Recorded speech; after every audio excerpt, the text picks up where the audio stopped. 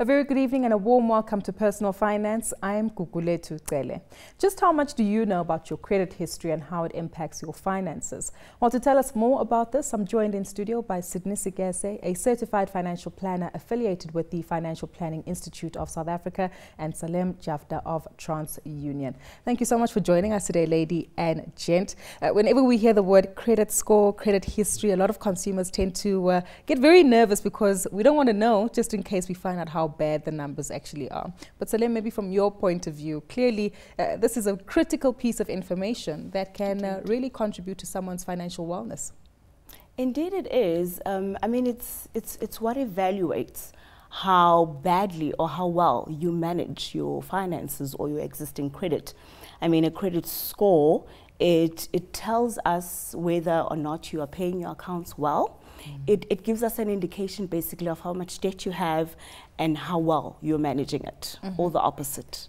I want us to explore that further because, as you say, this is for credit active consumers. So it's for people who basically have monthly accounts and payments that they need to adhere to. Correct. What does it all entail? So do I need a store card to be able to get a credit history or a credit card? So for you to be able to have a credit score, you would already have an existing account. Be it a home loan, be it vehicle finance, be it a credit card or a microloan. And basically what the score does, it's an indication to the lender. It's your reputation basically, to the lender, to tell them that this is how you manage your accounts. And there's several factors that go into your credit score. For example, how you pay your accounts on a monthly basis. We call that your account history. And we look at, are you paying those accounts on a monthly basis? Every time, are you paying the full amount and on the agreed date? Because that's very important to actually improve your score. Remember, you have an agreement with the lender to say, I will pay on a particular date, I will pay this amount. So what then the score does is it looks at that. Are you paying the agreed amount? Are you paying it on time every month? Or are you skipping payments? Sure, tough times, but Sydney, this clearly does have a significant impact on one's financial wellness or financial being. Just how damaging or how much of a positive boost can your credit history and credit score actually be to one's financial planning and well-being? Yeah, sure, thanks.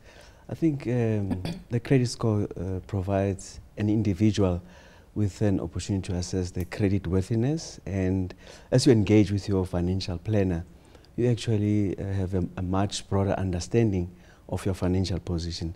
But what I've seen, the trend is that we, as financial planners, we don't delve much into the credit score. We actually look at financial planning excluding credit worthiness. I think it's an opportunity for financial planners to actually include credit scores when we assess the financial position. But what about clients? Because I think sometimes maybe we tend to hold back on exposing our credit score, credit history, because there's an element of being judged when Sydney's going to say to me, Cuckoo, that's a bit too much debt that you have there, right? Yes, true. I think it's a mindset that consumers should have, you know, to use credit score to their advantage. And as my colleague will also attest to the fact that you get a once a year free credit report. So why not? And it's another prudent way of managing your financial affairs in a holistic manner.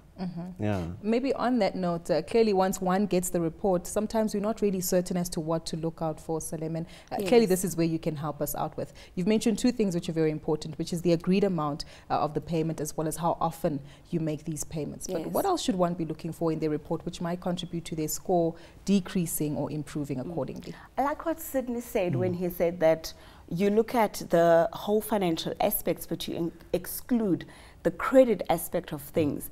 And at the end of the day, when you go and apply for credit, that's what the lender looks at.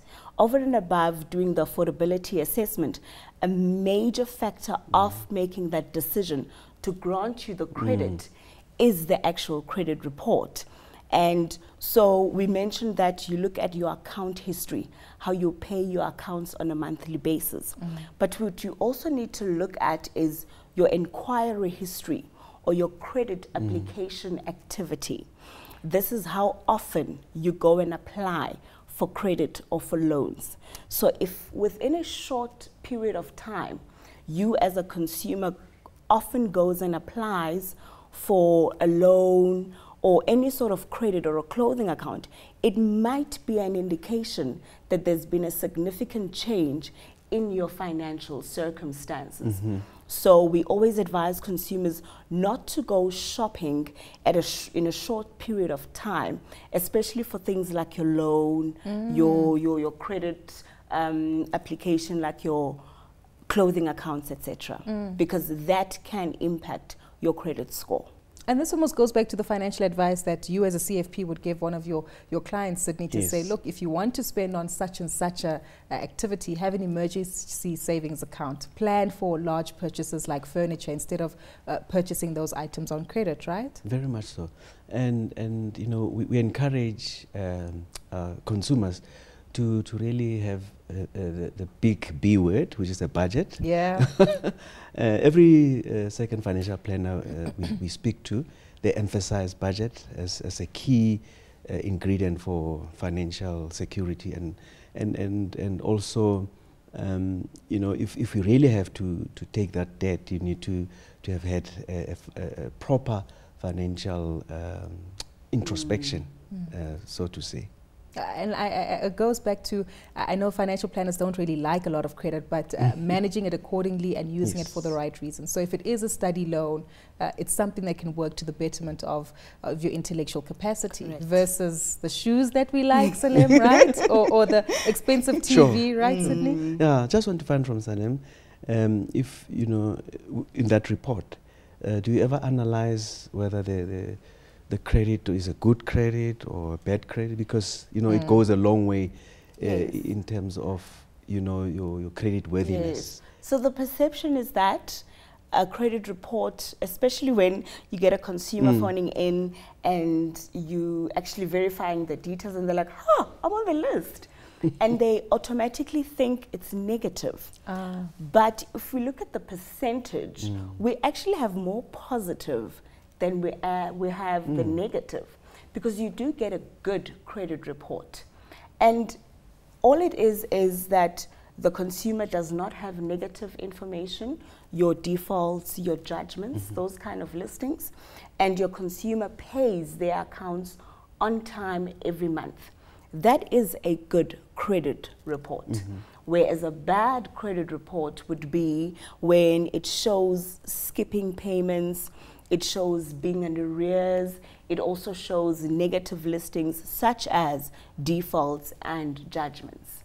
So we do keep both positive and negative. In fact, it's entirely up to you as the consumer how you want your credit record to reflect. Because you're managing it, remember?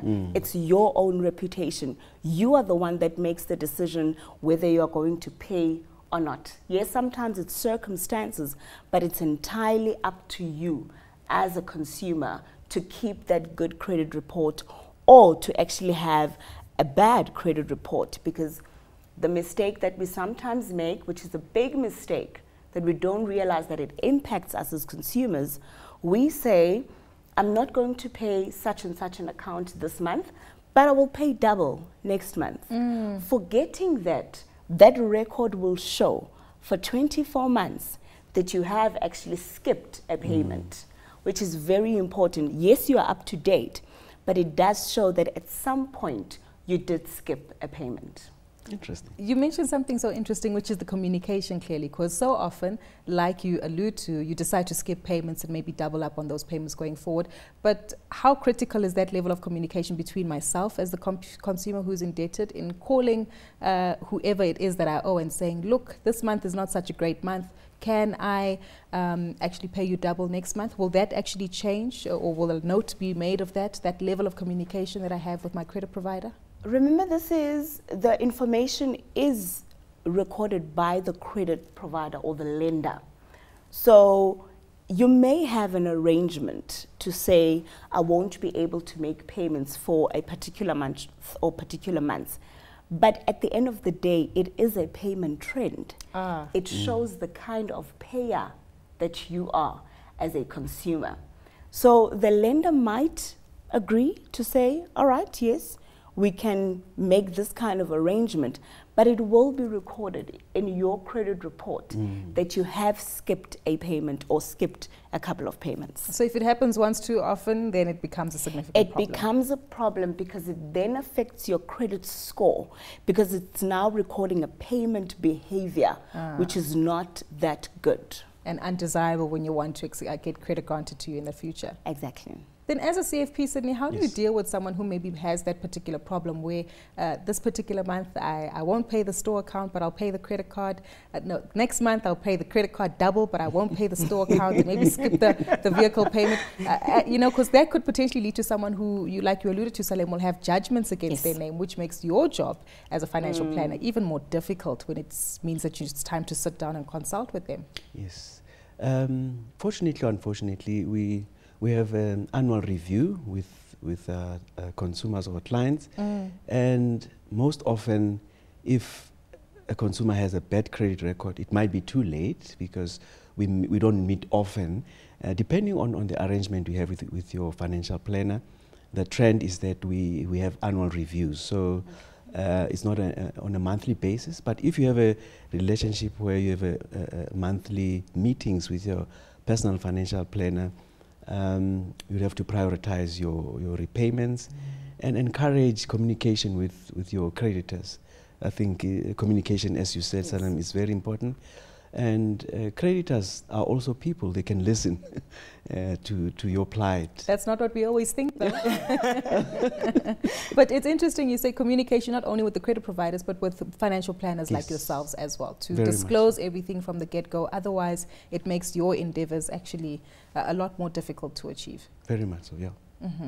And also, in terms of, it makes it difficult for a consumer to reach their financial goals if they still have to focus on their debt position and trying to salvage the situation. Just out of interest though, before we go to an ad break, have you ever dealt with clients who hide their dirty secrets or dirty laundry in the form of their credit score away, which actually impacts on their financial planning going forward? Yes, going back to what I said earlier on, we don't focus on credit record per se. We look at mostly at financial goals and how much you can afford to invest in a particular product. And I think there's a gap in the financial planning industry where we can use credit scores to the advantage of the consumer as well as professionals to. And again, it shouldn't be a scary thing, I don't think, to obtain a score. Not at all. Sure. You're going to make it very easy for us, and plugging the gap is exactly what we intend to do. Well, we'll continue speaking more about one's credit history and the impact that it has on your financial planning abilities with Sydney Sikese and Salem Jafta right after this short break. Welcome back to this edition of Pan-African Personal Finance, where we continue talking about your credit history and how it impacts your wealth planning and creation. I'm still joined in studio by Sydney Sikese, a certified financial planner affiliated with the Financial Planning Institute of South Africa, and Salem Jafta of TransUnion. Just before the ad break, we were talking about obviously this typical examples and the discourse and disconnect maybe between financial planners and credit history. And Sydney mentioned that maybe in consultation it doesn't often come up, but Salem, in your experience, have you encountered people who just shy away from the truth? Because when you see that red graph and it has your name next to it, it is a bit problematic, right? It's not usually as bad as consumers think it is. Really? Really. Show us some laughing. Because, number one, so consumers feel that once you have negative information recorded, it's very difficult to get out of. But it actually isn't. You make those arrangements, you start paying, and once you've paid up, you literally let the credit bureau know that I have now paid up, and the negative information gets removed. Even though it's supposed to be there for 24 months though? Even so, there's different kinds of listings. Okay. So you get defaults. Defaults stay on the credit bureau for 1 year. After that 1 year, it falls off. A default is I was supposed to pay my credit card this month, but I didn't, and paid them double the next month. A default is along those lines, but what the Act says is you look at listing a default when the consumer has not paid for 3 consecutive months. So they have skipped payments for 3 consecutive months, then you can start considering loading a default. But before you even think of listing a consumer, you need to notify them of your intention to list them in the credit bureau. So you give them 20 business days to respond to you, to either pay or make arrangements to pay or seek whatever help they need to seek if they feel that they're in a financial trap. But if they don't respond to that intention to list letter, then you can go ahead and take default. But if the consumer does pay that debt, let's say 3 months or 4 or 5 months down the line, and they furnish TransUnion with a paid up letter, that default can be removed. Okay. Another type of listing that we have is judgments. This is now when the lender has gone to the court to take out a court order because you have failed once again to make payments. Those stay in the credit bureau for 5 years.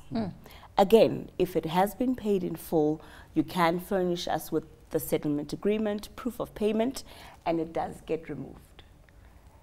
It's as easy as that. What about the consumers, especially across the continent, who actually say that they get blacklisted without their notification or knowledge thereof? Does that mean that maybe the fault is on the credit provider's side?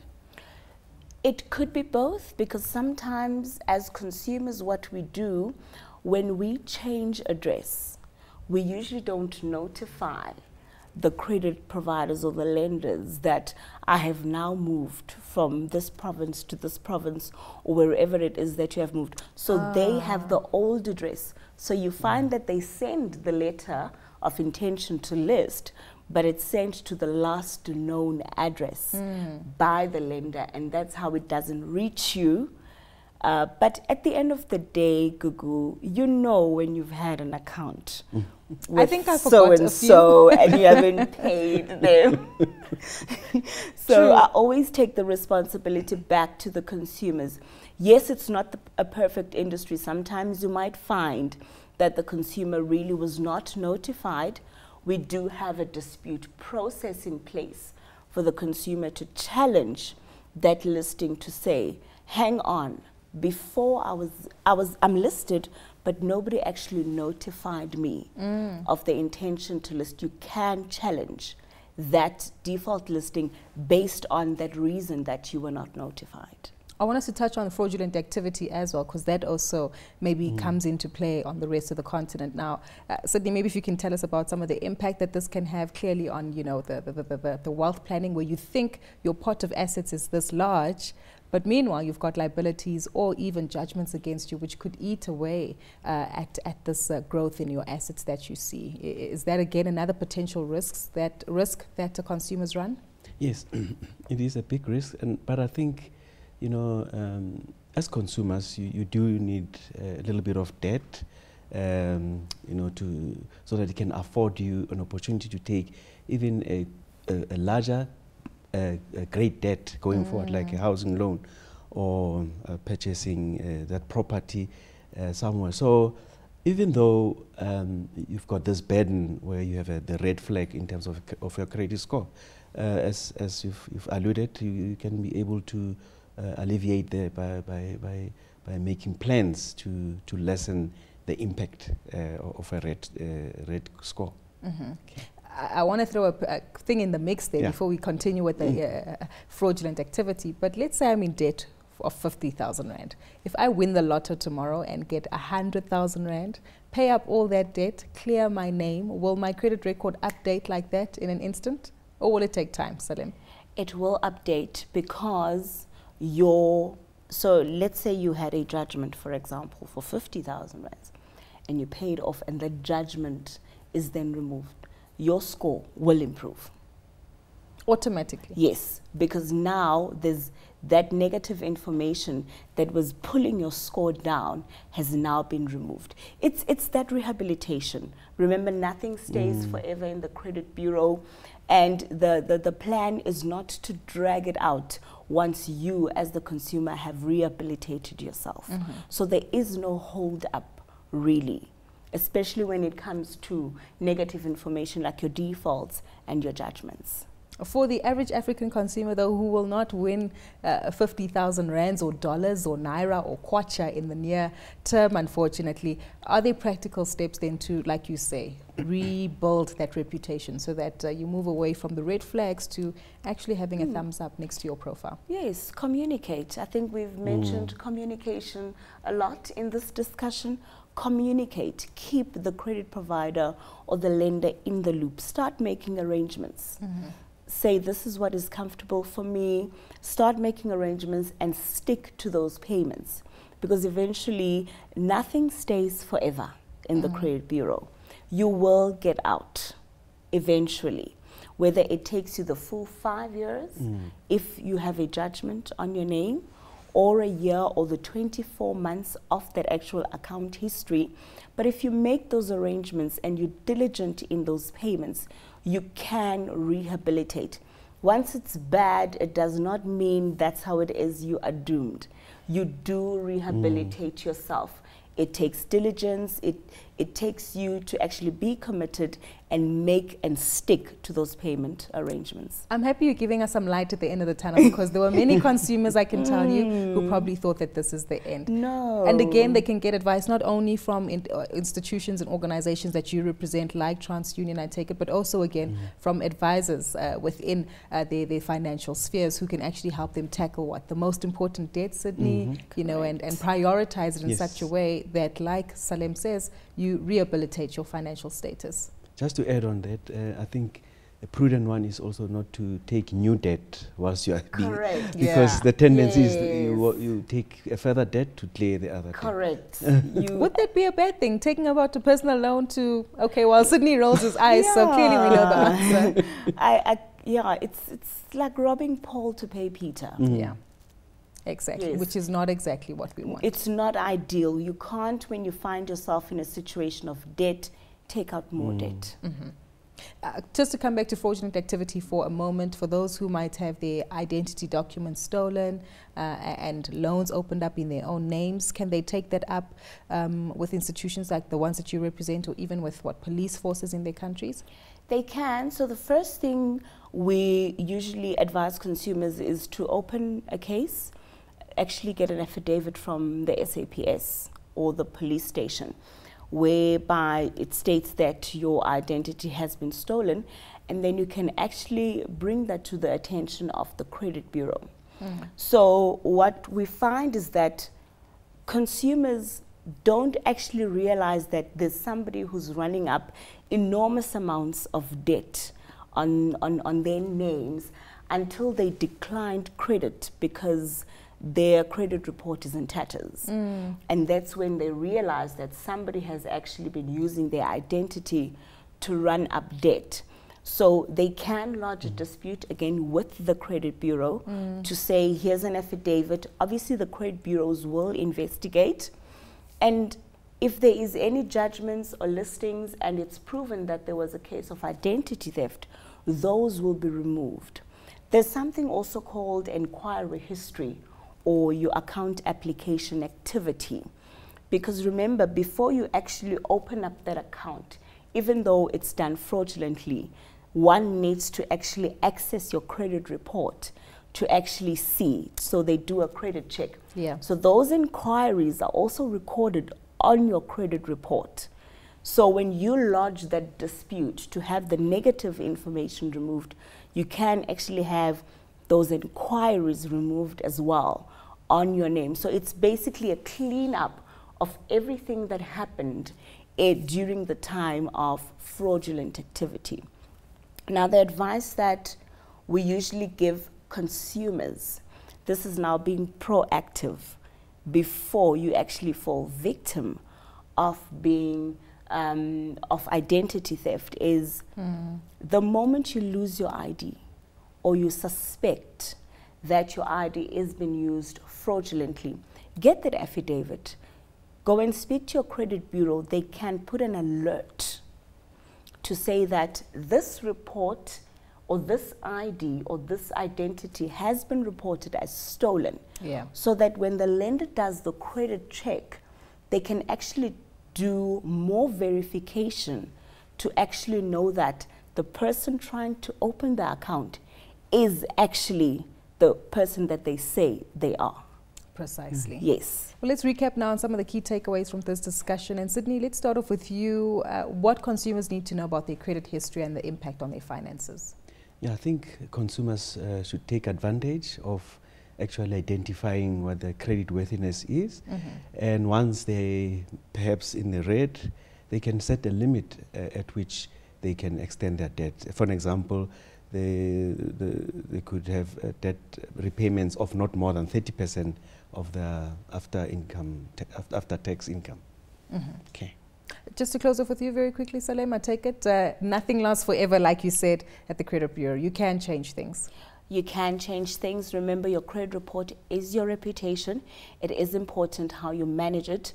And when you find yourself in trouble, you can get out of it. Take those steps, make those arrangements, and fix your credit report. There's light at the end of the tunnel, clearly. Well, that's where we leave it for Personal Finance this evening. A big thank you to both my guests, Sydney Sikese, a certified financial planner affiliated with the Financial Planning Institute of South Africa, and Salem Jafta of TransUnion. Remember that we want to hear from you, so get in touch. Tweet any of your comments to @CNBC Africa using the hashtag Finance410 or to myself @Kukumfupi. Until next time, take care, everyone.